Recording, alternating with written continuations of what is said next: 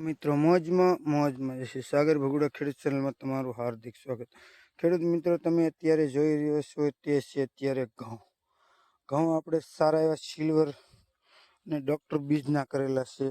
આપણે 6 ફૂટની અંદર મિનિમમ ગણો તો જે વાવેતર કરેલું છે એ 1 2 3 4 5 6 7 8 9 10 11 12 13 14 15 ની હાર્યું કરેલી છે। એનું કારણ છે કે આપણે વાવણીયાની અંદર કે સારું એવું ઉત્પાદન મળી શકે અને સારું એવું થઈ શકે। આ બધું છે એ ખેડૂત મિત્રો ધોવાઈ ગયેલું છે એવું પણ થઈ શકે છે, કેમ કે જમીન ઊંચા નીચી હોય છે। ઘઉં સારા છે। આની અગાઉ પણ સિંગ હતી આની અંદર।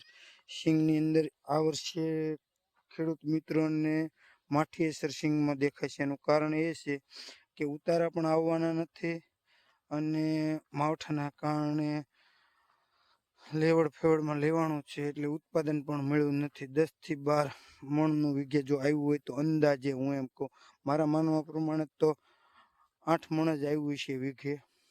અને પછી આપણે સિંગ કાઢીને ઘઉં કરેલા છે।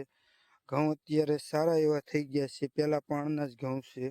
તમે જોઈ શકો છો ખેડૂત મિત્રો, સરસ મજાના ઘઉં છે, આવી ગયેલું છે 2 વીઘાના છે, કેમ કે અહીંયા આ બધું હતું નતું કરી નાખેલું છે એટલે અત્યારે અમારી બાજુ દીપડાના પણ હગડ જોવા મળે છે। અવારનવાર દીપડાની પણ અવર જવર થતી જાય છે।